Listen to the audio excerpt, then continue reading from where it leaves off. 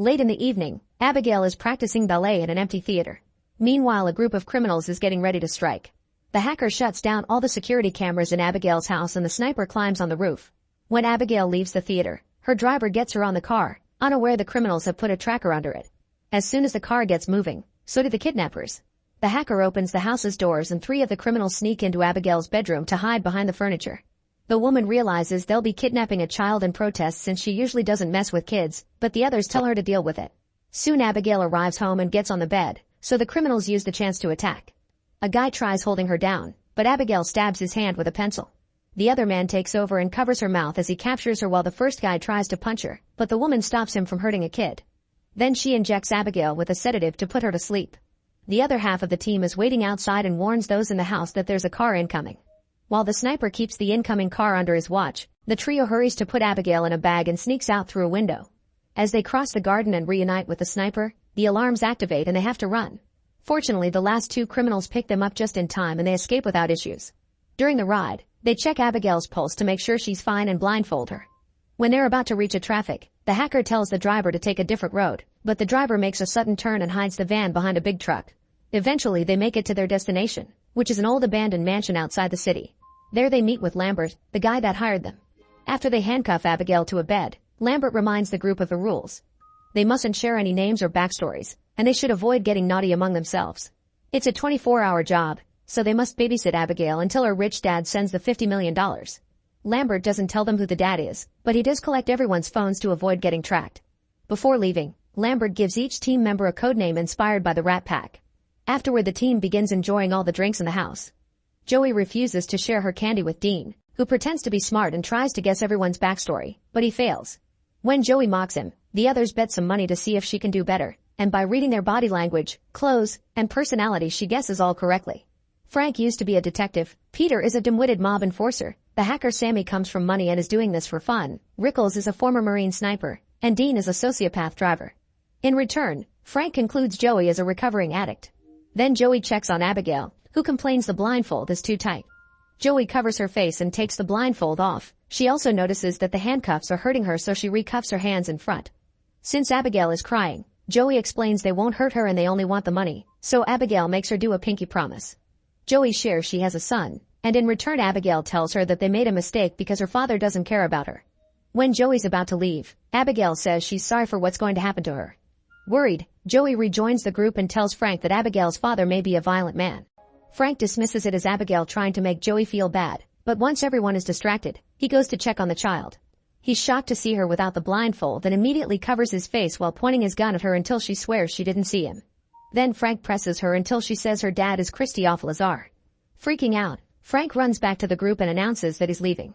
The others demand an explanation and Frank explains that the girl is Christophe Lazar's daughter, a very dangerous and powerful crime boss. Joey and Rickles also recognize the name and share Frank's worry. An argument ensues on how to proceed and in the end they decide to stay to get the money, which they can later use to escape and start a new life far from there. They agree to keep an eye on the perimeter and keep all doors closed. Later Joey is looking around the house, following a noise that is just an open window. While opening it fully to stop the noise, she sees an old statue of a father and his child. Then she bumps into Rickles, who tries to flirt with her and fails. He also tells her that he doesn't trust the others and they agree to watch each other's backs. Meanwhile, Sammy finds a room with TV and is suddenly startled by a presence behind her, but it's just Dean playing a prank. He has the nerve to try flirting with Sammy, who furiously kicks him out. Then Dean finds a sleeping Peter and draws a man's member on his face. He keeps wandering around the house and enters a dark corridor with tons of old pictures, including one with a girl that looks a lot like Abigail. Next he goes to the basement kitchen, where a door opens by itself. Confused, he enters the room and gets startled by a rat.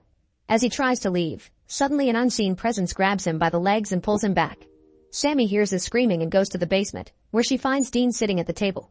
When she tries to approach him, his head falls and Sammy screams before puking. Soon the others make it to the basement too and they agree Sammy doesn't have the strength to do that. In fact, it reminds them of the stories about Lazar's hitman called Valdez. Several years ago, 3 top members of Lazar's gang were captured by the FBI. The night before their trial, they were kept hidden on the top floor of a hotel with agents guarding every corner. The next morning, the FBI stormed in and found their bodies with their heads cut off and no organs. There was no way in or out of the room except for the door on the 23rd floor. Getting worried, they decide to check on the girl and find her well in the room.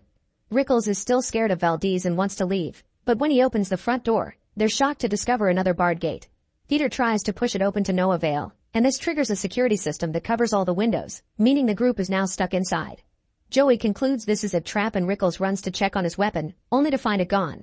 Joey rushes to Abigail and asks if she's seen anybody else besides her and Frank, but Abigail swears she hasn't.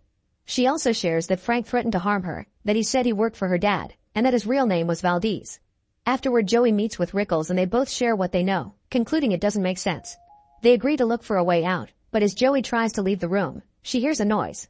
Rickles is standing rather awkwardly, so she goes to check on him and is horrified to discover that he's been severely injured. His dead body falls in her arms and she puts him down before rushing downstairs. A furious Joey aims her gun at Frank, accusing him of being Valdez and killing Rickles. Frank pulls out his gun too and says Joey's letting Abigail manipulate her. He asks Peter to do something about Abigail, so Peter goes to the room to kill her. Before he can shoot, Joey arrives and quickly disarms him. Sammy and Frank also come and an argument ensues.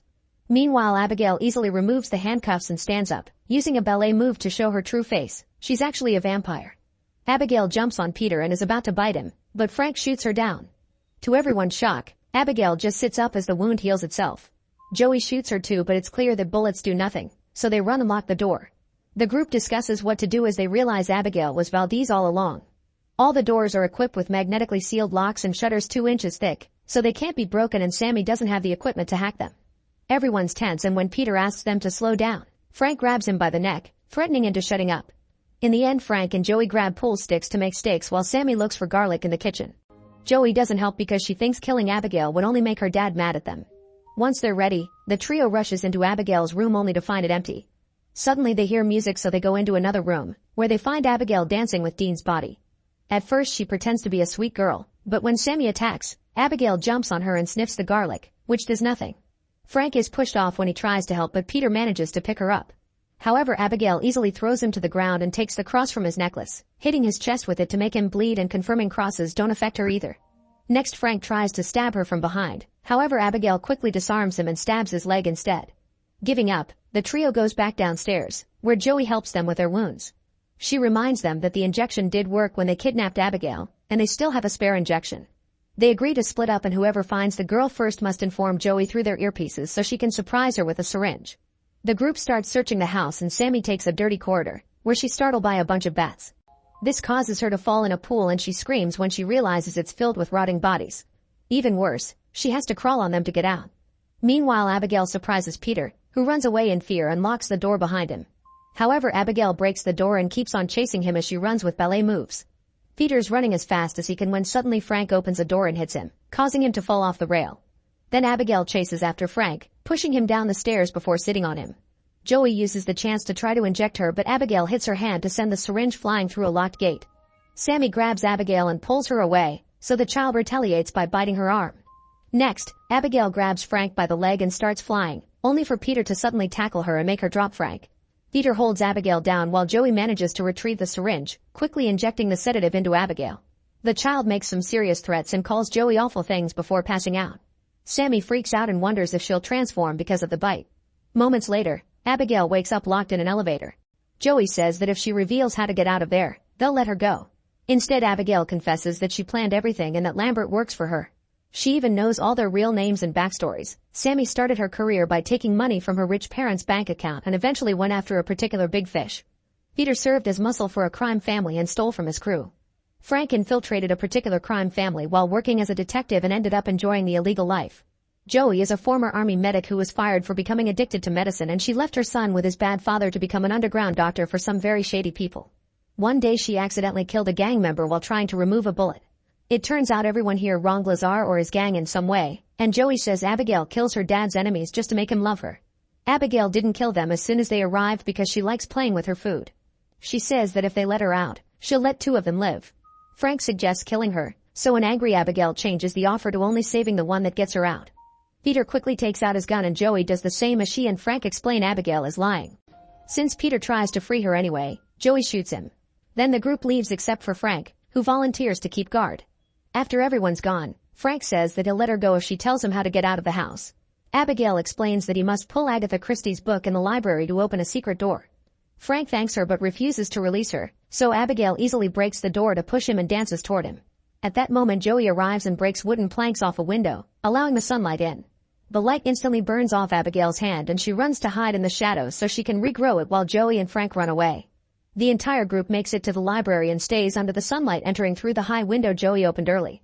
Nothing happens to Sammy, so she's relieved thinking she won't turn. Frank pulls the book Abigail mentioned but nothing happens because she lied too. While he throws a tantrum, Joey tries to break down the wall to no avail. She's run out of candy so she's getting very anxious. Joey explains to Sammy that she left her son to get clean and the plan was using this job's money to go back to him and start over as a reset. Hearing this word gives Sammy an idea. If they can find the power source, she can short the locks. The team splits in two and searches the house. Suddenly Abigail plays music again and takes control of Sammy thanks to the bite. She quickly transforms into a vampire and attacks Peter, biting his neck. Abigail talks to him through Sammy while she continues to feed and kills him. Then Abigail has fun making Sammy dance like she does. Eventually Joey and Frank arrive, so Sammy keeps her face hidden. However, the others are suspicious, thus Sammy shows them her transformation and the duo immediately runs away. Sammy chases after them and they make it to the library, where Abigail uses Sammy's voice to explain she hates that room because that's where her father turned her. Joey grabs a tray and reflects the sunlight on it, causing Sammy's body to explode. At that moment a secret door opens and although Joey and Frank think it's a trap, they decide to go through it anyway. After going through a corridor, they find the mansion's control and Lambert, who is a vampire too. Lambert grabs Joey by the neck while he explains everything. Abigail turned him 2 years ago when she found out that he helped Frank infiltrate the gang. She also threatened his family, and now all he does is bring all her father's enemies here so she can play. He's already notified Lazar about the situation, and he's on his way to the mansion. Lambert wants to kill both Abigail and her dad, so he offers to turn Frank if he promises to help. Frank agrees, so Lambert knocks Joey out and bites Frank. Next Lambert makes Frank drink his blood and Joey wakes up to watch Frank painfully transform into a vampire. Afterward Lambert tells Frank to feed on Joey, however Frank stabs him with a stake instead, causing Lambert to explode. At that moment Abigail arrives and tries to attack, but Frank overpowers her and drinks her blood. Joey uses the chance to reach the control panel and deactivates the security measures. She also retrieves her phone. But when she runs down the secret corridor, the exit is locked. While Frank finishes feeding on Abigail and drops her body, Joey calls her son and leaves a heartfelt speech in his voicemail. Frank finds her and immediately pushes her back into the library, where he starts throwing her around to smash her against the furniture. Joey tries to defend herself, but her punches do nothing to a vampire. Then she grabs her by the neck and throws her down, but Abigail catches her just in time. Abigail explains she's too weak to defeat him alone and begs Joey to help her kill Frank, promising to let her go if she does so she can see her son again. Frank approaches them and the girls team up to start fighting him, but no matter how hard they try, he's clearly stronger than both of them combined. After he knocks down Abigail, he stabs Joey in the shoulder with the stake and gets her stuck on a pillar. Then he goes back to fighting Abigail, biting her again as the girl raises her pinky to remind Joey of their promise. When Abigail is down, Frank takes Joey off the stake and bites her neck before throwing her on the floor. When she wakes up, Frank uses his vampire powers to force her to pick up the stake and go after Abigail. However, Joey is pretending, so she turns around and pushes Frank, giving Abigail the chance to jump on him. She fights him again as she explains the powers take a while to develop fully so he can't control or transform Joey yet. While they're distracted, Joey retrieves the stake and pulls Frank down. Then she and Abigail team up to stab him and make him explode. Afterward, Joey is worried that she may transform too, but Abigail confirms it won't happen because Frank is dead. As promised, Abigail lets Joey go and tells her to find her son. Suddenly someone grabs Joey's shoulder. It's Abigail's father Lazar, who says he had many names through the years. He wants to kill Joey, however Abigail comes to her defense, saying Joey saved her life and was there for her when he wasn't. Lazar kisses Joey's hand as thanks and lets her go. Joey rushes back to the van and discovers she still has a lollipop left, so she eats it while driving away. Make sure to subscribe and turn on notifications so you can watch more videos like this. Thanks for watching.